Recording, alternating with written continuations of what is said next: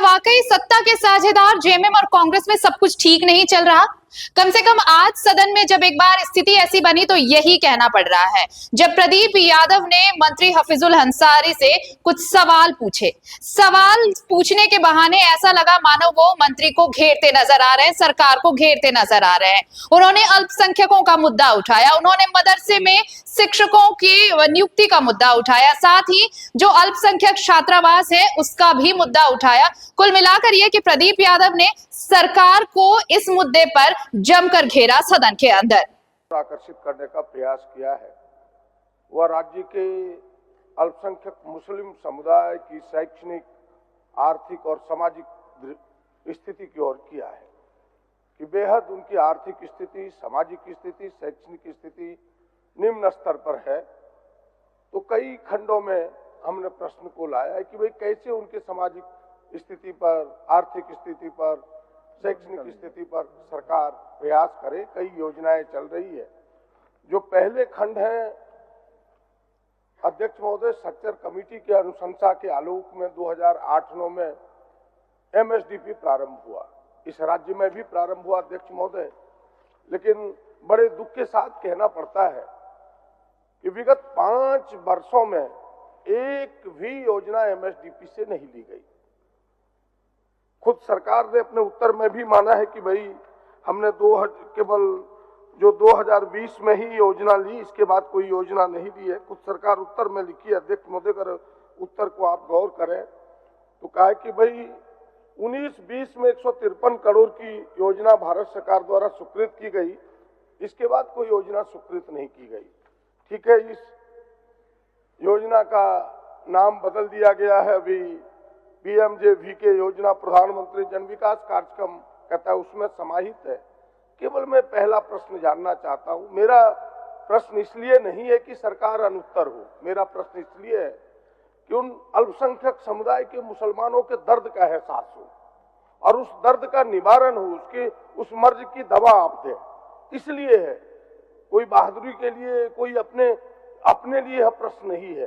तो सरकार हमें केवल इतना बताए कि उस एमएसडीपी जो 5 वर्षों में एक योजना आपने नहीं ली, उसके कारण क्या है और 1 रुपया भारत सरकार ने आपको नहीं दिया, इसके फेल्योर और असफलता के कारण क्या है। आखिर इतने पैसे आते तो इतनी योजनाएं ली जाती। अभी भी 2020 के लगभग 1100-1200 योजनाएं लंबित पड़ी है। अध्यक्ष महोदय, चिंता का विषय है, इसलिए इस प्रश्न का मैं उत्तर चाहता हूं। पहला महोदय, इनका कहना सही है। 19-20 में 153 करोड़ का योजना लिए थे। 21-22 कोरोना काल के चलते बैठक नहीं हो सकी। 2019 चुनाव के पश्चात 5/3/2023 को कमेटी का गठन किया गया। गठन करने के बाद जो राजनीतिक परिस्थिति आई, उसमें हमारे मुख्यमंत्री माननीय हेमंत सोरेन जी को जेल जाना पड़ा। फिर चंपा सोरेन जी मुख्यमंत्री बने, तो फिर से इसका नोटिफिकेशन किया गया। जब तक नोटिफिकेशन चंपा बाबू के मंत्रालय मुख्यमंत्री काल में हुआ, फिर हमारे मुख्यमंत्री माननीय हेमंत सोरेन जी जेल से बाहर आए, फिर वो मुख्यमंत्री बने, फिर हमको नोटिफिकेशन कराना पड़ा। इसके बाद चुनाव आ गया।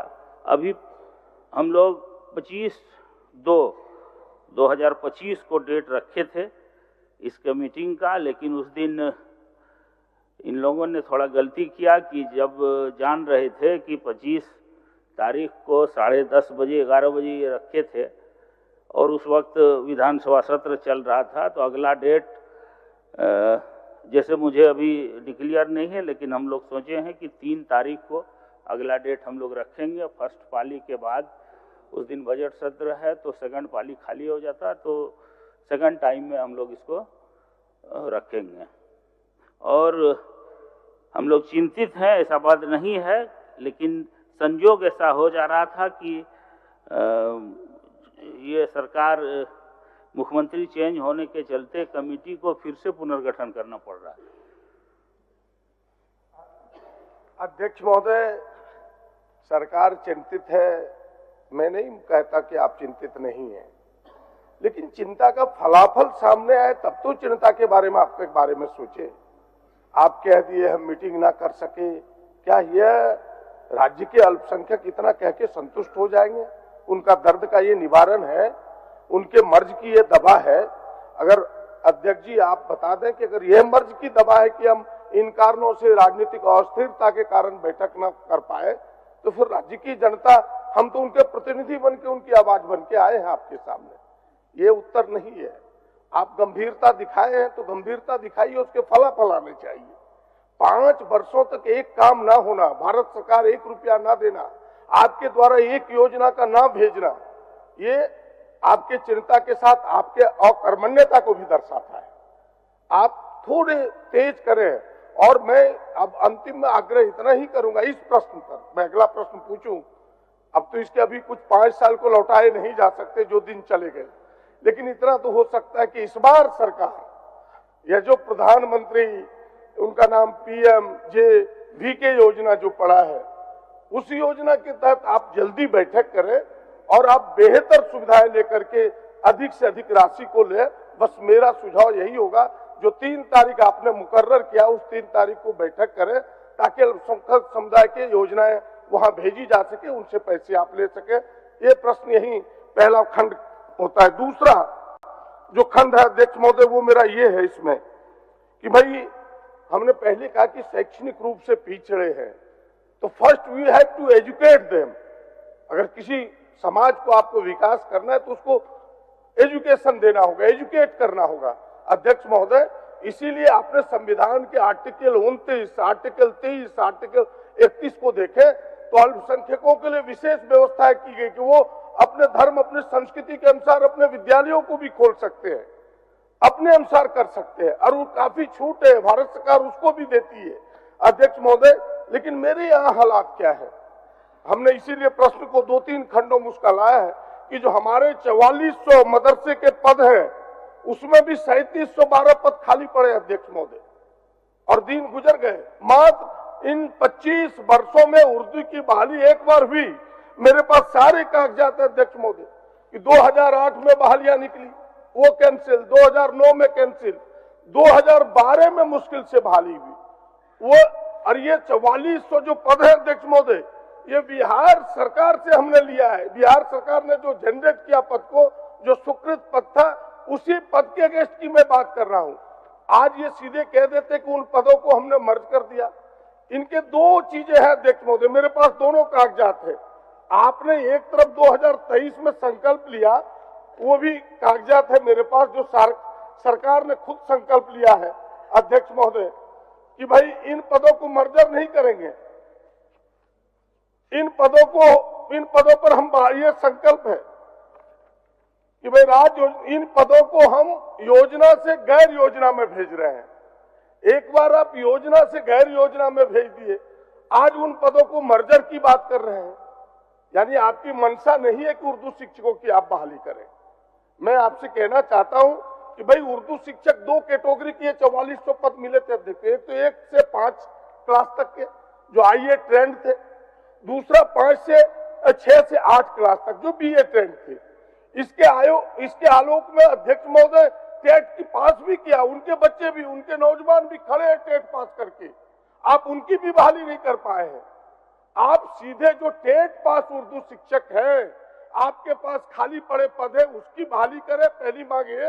दूसरी मांग अध्यक्ष महोदय, हाई कोर्ट ने भी डिसीजन दिया है, इनको डायरेक्शन दिया है सरकार को कि भाई जो +2 की पढ़ाई, कॉलेजेस की पढ़ाई, ये जो चल रहे हैं बिना शिक्षकों का, मेरे पास उनके भी कागजात है अध्यक्ष महोदय कि राज्य के +2 विद्यालयों, इंटर स्कूल में उर्दू विषय के शिक्षक नहीं है। रीट याचिका 174/218 में यह ऑर्डर है कि भाई 218 में ही यह ऑर्डर हुआ कि भाई आप शिक्षकों की बहाली करें। आज तक उर्दू शिक्षक की +2 बिना शिक्षक के ही लोग पास हो रहे हैं। ये चिंता का विषय है अध्यक्ष महोदय। और तीसरा मांग हम शिक्षा में किए हैं कि जिस प्रकार दूसरे जगह, जैसे आपके बिहार में, उसके लिए उर्दू फारसी अलग, उनके मौलाना हक के नाम पर अलग से यूनिवर्सिटी है। हम भी यहाँ चाहते हैं कि जो लोगों की मांग है, यहाँ भी शेख भिखारी के नाम पर अरबी, फारसी, उर्दू यूनिवर्सिटी खुले, तब शिक्षा का स्तर मदरसों के लिए अलग से बोर्ड बनाए। फिर मदरसों के लिए अगर आप वहां से नहीं कर सकते तो किसी यूनिवर्सिटी को तैयार करें, ताकि उनके बच्चे भी पढ़ लिख के आगे हो। जो बात अभी थोड़ी देर में कमेंट पास कर रहे थे सीपी बाबू, यह दोबारा उनको मौका ना मिले, हम ये काम करें। ये मेरी मांग है आपसे। इन कामों को आप कब तक कर रहे हैं, ये मेरा सीधा प्रश्न है एजुकेशन विभाग। माननीय सदस्य ने सारी बातें रखी, बात भी सही है, और हम लोग लगे हुए हैं शिक्षक बहाली में, और मदरसा शिक्षकों को भी हम लोग पेंशन देने का काम कर रहे हैं।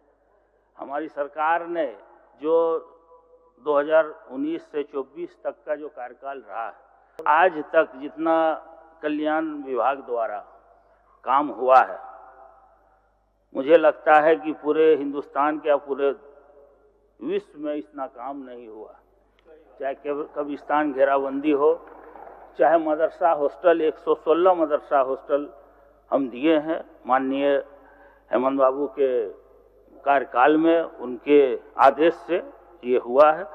और जहाँ तक आलिम फाजिल का बात है, ये सही में एक समस्या है जिसको हम लोग अभी फ़िलहाल रांची यूनिवर्सिटी से जोड़ने का काम कर रहे हैं।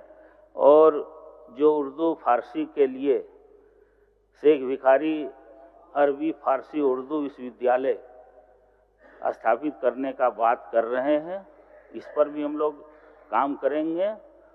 ये इस तरह उर्दू फारसी ऐसे नहीं होता है, डायरेक्ट शेख भिखारी विश्वविद्यालय होगा, उसमें उर्दू फारसी ये लफ्ज नहीं होगा।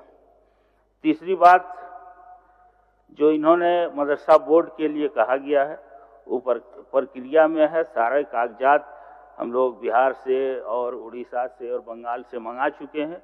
बहुत जल्द हम लोग मदरसा बोर्ड बनाने का काम करेंगे।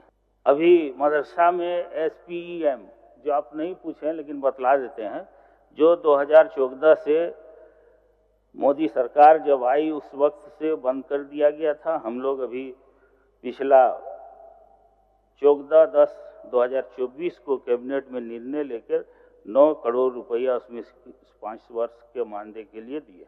अच्छा, अंतिम खंड केवल इन्होंने बात उठाया, मैं तो उस पर नहीं कहना चाह रहा था। छात्रावास का मंत्री महोदय, आपकी 14 छात्रावास है मुस्लिम समुदाय के नौजवानों के लिए रांची में। जरा कभी टहल के देखिए और मेरी बात सुन लीजिए पूरी, तब उत्तर दीजिएगा तो बेहतर रहेगा। 3 आपके जिम्मे है, 11 जो है वो निजी संस्थानों के जिम्मे चला गया है। बच्चों से चार्ज लिया जाता है रहने का, आपने फ्री देने का वादा किया है, आपने फ्री के लिए उनके लिए बनाया था। हम खुद उन 14 जाकर के 14 छात्रावासों को देख करके आपको यहाँ ताल ठोक रहे हैं। 14 छात्रावास में गया हूं।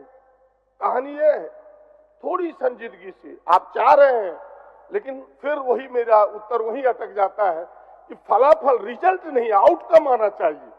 हम पैसे खर्च कर रहे हैं, हम नीति बना रहे हैं, बन रहा है, आउटकम दिखना चाहिए कि हमने ये कर दिया, वो दिखाइए। बस मेरा आग्रह होगा। और अंतिम खंड का मैं प्रश्न कहता हूं अध्यक्ष महोदय, अंतिम प्रश्न बड़े ही छोटे हैं लेकिन ऐसे लोगों के लिए हैं अध्यक्ष महोदय, जो गरीब बुनकर है। 156 कॉर्पोरेटिव सहयोग समितियां चल रही है जो रजिस्टर्ड है अध्यक्ष, तो 20,000 बुनकर उससे जुड़े हुए हैं।